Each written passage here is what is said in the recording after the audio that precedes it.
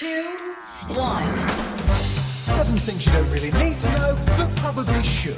I'm Jamie East, and this is the Sunday 7. On today's episode of the Sunday 7, there are gene therapy breakthroughs, a mysterious noise that plagues people across the world, and evidence that humans aren't as special as we once thought. But first, it was on this day in 2020 that US Vice President Mike Pence received the Pfizer-BioNTech COVID-19 vaccine live on TV. 7. Today we're here to talk about fusion, combining two particles into one. At a press conference on Tuesday, the US Department for Energy announced a major scientific breakthrough in the race to recreate nuclear fusion. Last week at the Lawrence Livermore National Laboratory in California, scientists at the National Ignition Facility achieved fusion ignition. It's the first time it has ever been done in a laboratory, anywhere in the world. Simply put, this is one of the most impressive scientific feats of the 21st century. For the first time ever, scientists have successfully produced a nuclear fusion reaction. A team at the Lawrence Livermore National Laboratory in California directed 192 laser beams at the inner wall of a tiny gold cylinder that housed an even tinier fuel capsule. These laser beams bounced off the inner walls, striking and energising the fuel capsule. It all happened in less time than it takes to move 10 feet. Marv Adams is part of the US National Nuclear Security Administration, and he explained at the press conference what happened next. X-rays from the wall impinged on the spherical capsule. Fusion fuel in the capsule got squeezed. Fusion reactions started. This had all happened before, 100 times before. But last week, for the first time, they designed this experiment so that the fusion fuel stayed hot enough, dense enough, and round enough for long enough that it ignited.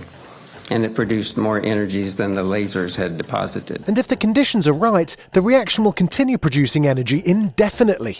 Existing nuclear power plants work through fission, splitting apart heavy atoms to create energy. It's a rich source of energy, but one which produces toxic waste, and if improperly managed, can be really dangerous. In contrast with nuclear fission, an uncontrolled fusion reaction won't cause an explosion, it'll just simply stop. So what does this accomplishment mean? Well, US Secretary General Jennifer Granholm explained the following. First, it strengthens our national security because it opens a new realm for maintaining a safe, secure, and effective nuclear deterrent in an age where we do not have nuclear testing. Ignition allows us to replicate, for the first time, certain conditions that are found only in the stars and the sun. And the second thing it does, of course, is that this milestone moves us one significant step closer to the possibility of zero carbon, abundant fusion energy powering our society. Often described as a holy grail of energy, fusion's still under development, and scientists have chased breakthroughs for many decades. Amid a global energy and climate crisis, nuclear fusion won't be ready in time to solve these problems, but each breakthrough is a step towards a safer infinite power source becoming a reality.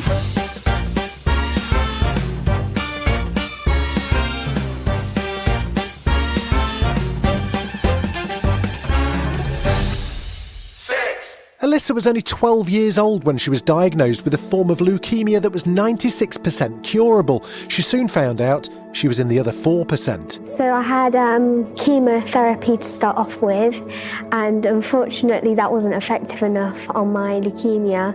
So we tried bone marrow transplant, which also didn't work. As conventional treatments had failed, Alicia's doctors had suggested a revolutionary new treatment called base editing. 6 months later, Alicia is cancer-free.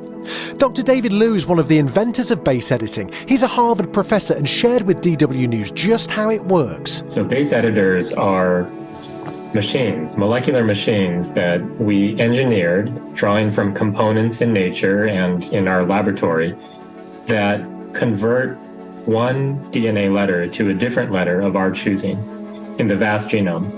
They can be targeted to a specific sequence of interest, where they then rearrange the atoms in one DNA base to instead become a different DNA base. So base editors can correct the misspellings that cause genetic disease, or make other kinds of precise single-letter changes that can be useful for fighting disease, such as the T-cell leukemia that Alyssa had. Alyssa's currently in remission, but doctors and scientists are hesitant to say it's a cure for cancer. Cancer, by its very nature, is constantly evolving to try to evade our medicines. But in this case, the doctors did not simply attack the cancer by trying to change the DNA sequence of the cancer cells. Instead, they took a much more clever approach, one that is built on the work of many, many scientists in immuno-oncology, as it's called, in which we make precise base edits in a donor's T cells that then reprogram those cells to go after Alyssa's cancer without harming Alyssa's cells.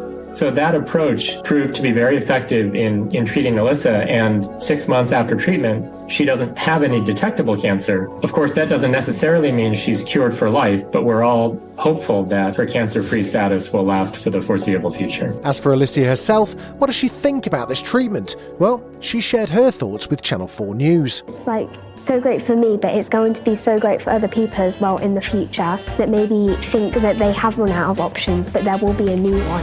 Still to come on the Sunday 7, there's mission success with Orion and more changes at Twitter HQ.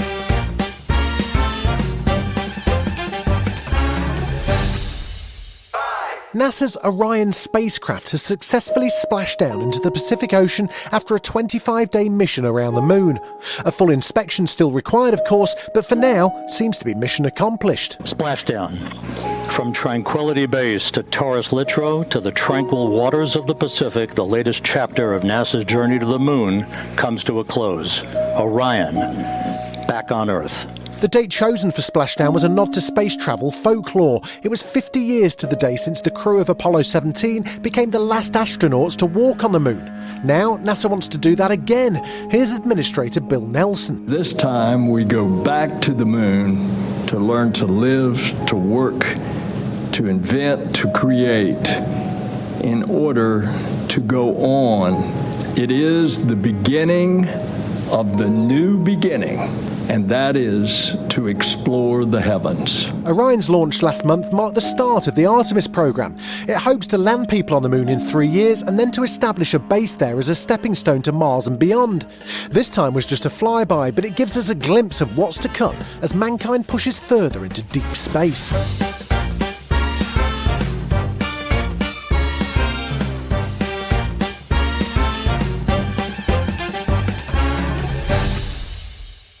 It's been a while since we talked about Twitter on the Sunday 7, but Elon Musk has been keeping busy. In the past few weeks, he's released what's been dubbed the Twitter files. There's been a major shake-up with the verification system, and there have even been promises to increase the character limit to 4,000. To get a clear picture of it all, we sat down with our old friend, tech reporter Will Guyatt, to figure out what on earth's going on. Will, thanks for joining us again. So let's start with the Twitter files. For the past 2 weeks, Elon's been releasing internal documents to a hand-picked group of journalists who are digging through them and posting excerpts on Twitter. Why on earth is he doing it, and is it really that important? Depending on who you are, the Twitter files appear to have been designed to appeal to a pro-Elon Musk audience, those who think that social media have got too woke and are too left-wing. Because what's really happened over the last few weeks, out of all the millions and millions of stories and things and initiatives and conversations and tough moments that Twitter has faced over the years, he's pulled out stuff that seems to prove just a few of the tiny arguments and a few of his viewpoints on things. That's where it seems to me at the moment. And the fact that he's handpicked the journalists as well, this isn't an open pool of journalists who are poring over an unlimited amount of material. It's almost like stories are being fed at the moment, which when you see the stories that we've had, there's nothing explosive here. This is not the next Watergate. And I don't really know what he's intending to show. Elon Musk has said that one of the big revelations from the Twitter files is this idea that people have been so-called shadow banned or have had their reach restricted. Now, he's gone and shown a couple of prominent right-wing American commentators with that. But evidence everybody knows exists points to that also happening to left-wing commentators too. So this shouldn't be a battle of the left and right like Elon Musk is desperately trying to paint it right now. There have also been some big changes with check marks. They're relaunching Twitter Blue, which is the subscription service for a blue Twitter tick. What's new about it and why are they relaunching? Well, when it comes to verification, there's been more U-turns in the Conservative government. I'm not really sure where we're at, other than the blue tick has been relaunched. You pay $8 a month or $11 a month if you're on Apple devices, because Elon Musk has decided he's going to add on the 30% charge that he would normally have received from Apple for doing it through Apple Store. And it supersedes the blue tick that's been recognized for all the right reasons, the verified public figures, etc. Elon Musk has tried to amp that up to say it was morally corrupt and hugely biased as to who got a blue tick. But of course, he's going to say that if he's going to try and persuade everybody to pay $8 a month to have the right to have it. And on the opposite side of that, they've also now introduced a gold tick for businesses.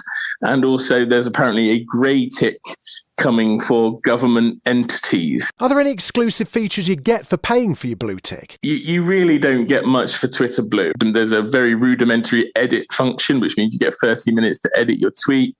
You can also undo a tweet instantly by sort of like an instant removal if you're unhappy with it. So there's a few little bits and pieces you get, but no real reason to go and spend the $8 a month, which is, unless you're a raging egotist, very few people are going to go and spend $8 on buying this. I think Elon Musk thought the allure of the blue tick was much bigger than the reality, but it's just another weird example of how that company is currently grifting and looking to try and find as much money as it can from as many places. Musk also revealed he wants to increase the 280-character limit to 4,000. Jack Dorsey doubled the existing limit from 140 a few years ago, but this is a huge jump. Could the 4,000-character limit be the end of Twitter as we know it? I think this is Elon Musk either dancing on the grave of Twitter or at least pissing on it, I think is the best way to describe it. We had people who lost their mind when we went from 140 to 280 characters, saying that it had lost its sense of why it was there, because Twitter was always meant to be a kind of pithy, quick take, your view on something as it was unfolding in the world. That's what Twitter was always meant to be. And people said it lost some of that when it went to 280. Taking it to 4,000, that's the equivalent of 650 words, depending on how you write, or more words if you're a user of very short words. So that turns it into sort of bigger than most average news website articles.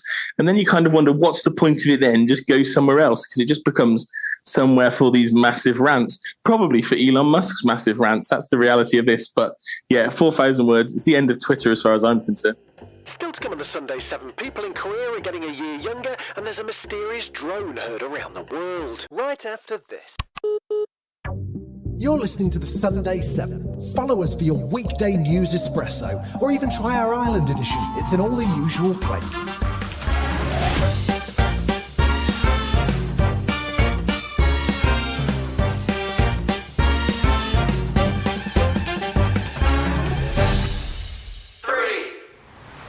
We live in a really noisy world, don't we? Traffic, industry, building construction, city streets, it all adds up to an overwhelming din that's far louder than people experienced in earlier times. But what if there are other noises that not everyone can hear? Barely perceptible, very, very low, bassy, rumbling and pulsating hum. A diesel engine idling, like a lorry ticking over or something like that. The hum is a name often given to widespread reports of a persistent and invasive low-frequency droning hum or rumble that's audible to many but not all people. In the UK, Bristol's a hum hotspot. James Dunn's a resident there who first started hearing the hum in 2009. Here he is talking to the BBC. What started initially as an irritation is starting to become more of an irritation, because when I notice it when I'm trying to get to sleep, I hear it. And because of the way it pulsates, I really, really hear it and notice it, and that has stopped me from getting to sleep. I can hear it at the front of the house and the back of the house, and I can hear it outside as well, but only at night, possibly because of less background noise. I've never heard this hum anywhere else in the UK other than in Bristol. I have tried to record it myself to see if I could send it to anyone. I've walked around outside trying to pinpoint its location, but I can't find the direction of the sound. It appears to be completely omnipresent. I firmly believe it's an outside source, but where it is, I don't know, or what it is, I certainly don't know. But Bristol's not the only place that's afflicted by strange noises. Glenn McPherson's a Canadian science teacher. When he's not teaching students, he's trying to find global evidence of the worldwide hum. And he's found over 13,000 people on 5 continents who've emailed to say they too are hearing something a little bit odd. This is a number that's too large to dismiss as simply hysteria, delusion or belief in the supernatural. Given that people arrive at this independently, and now looking at the hum map and looking at the geographic distribution and the distribution in age and gender, what these people are reporting is something that is certainly real for them. A paper from the University of Oklahoma links the sound to a US military program that uses very low frequency radio to communicate with nuclear submarines underwater. It's the first of a few explanations that McPherson's pursuing. Second, the hum is the grand accumulation of human activity at low frequency sound and infrasound. Third, that the hum is a terrestrial geological phenomenon. And fourth, the hum might well be an internally generated phenomenon by the body. Using a specially built steel box, which is supposed to block radio waves, McPherson wants to eliminate all outside sources for the sound. However, so far the hum is still there, even inside the box. That means new approaches and trying different technologies might still be needed to give people around the world the quiet life they deserve.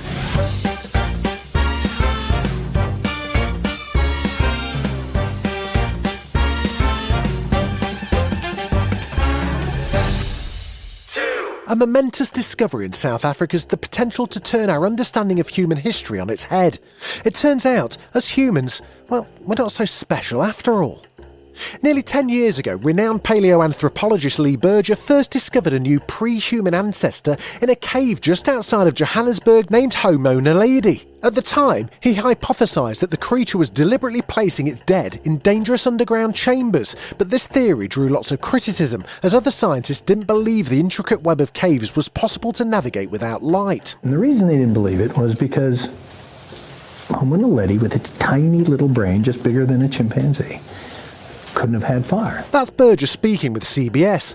The controlled use of fire was supposedly unique to humans, and for nearly a decade his team found no evidence that Homo naledi used fire. That's until Berger lost 50 pounds so he could squeeze through the narrow corridors himself for the very first time in August. He's painstakingly inched all the way to the bottom. And I looked up, and I realized the ceiling was black. It was burnt. It was covered in soot. It had been right above our heads the entire time. But you were looking down all the time? But we're always looking down. It was undeniable evidence of fire. On that very same day, his lead investigator, Keneilwe Malapiani, was making another remarkable find just nearby. And then pieces of bone start coming up, burnt bone, and I'm just like, okay. All right, I can't ignore it anymore, right? Because as an archaeologist, you have to follow the evidence. Burnt bones.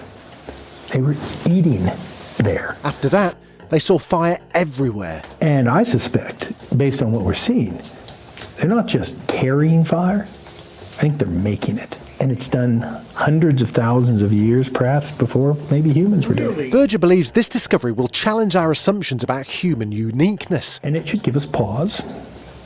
It should make us think deeply about the way we have placed ourselves on a pedestal as something special.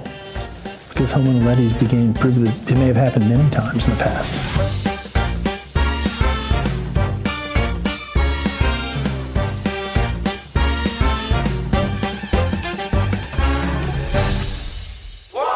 You may have seen headlines in recent days claiming that all South Koreans are set to become a year or two younger, and officially speaking, it's true. Here's why. If you ask a Korean person how old they are, they're likely to tell you in an age that's a year or even 2 years older than you would expect by looking at their birth date. But this month, South Korea's National Assembly passed a set of bills meaning that from June 2023, the country will use the international age counting system for all official purposes. This follows a presidential campaign pledge to unify the country's age system, as there's been criticism that the current system can cause confusion, for instance in providing public service. So how does the Korean age system work? Well, there's actually 3 systems on the go. Unlike international age, Korean age starts at 1, but it's not just as simple as adding a year onto your international age. Your Korean age moves up at the start of every new year. So let's say a baby's born this month in December. There they they are, they're considered 1 immediately, and then they turn 2 with the new year. And there's another calendar age system too, which is used to buy age-restricted items like alcohol, as well as for military conscription. This one's a bit of a hybrid. It starts at 0, like international age, but it moves up every new year, meaning every year group comes of age at the same time, regardless of their birthday. God blimey. So, will Korean age really disappear? All of this will require a big cultural shift. Some couples have even planned a favourable month for childbirth for Korean age purposes, and even if all the official documents recognise international age, it might take a while before people think of themselves in those terms. Although the government are going to promote it, it may depend on what's the most convenient. As we know, while kids are often quite happy to raise their age by a year or two, for those over a certain age, the international system will probably do just fine, thanks very much. This has been the Sunday 7. Wherever you're listening, do us a favour and hit the follow button. We'll be back tomorrow at 7 a.m. with the regular Smart 7. Have a great rest of your weekend. Written, produced and published by Daft Doris.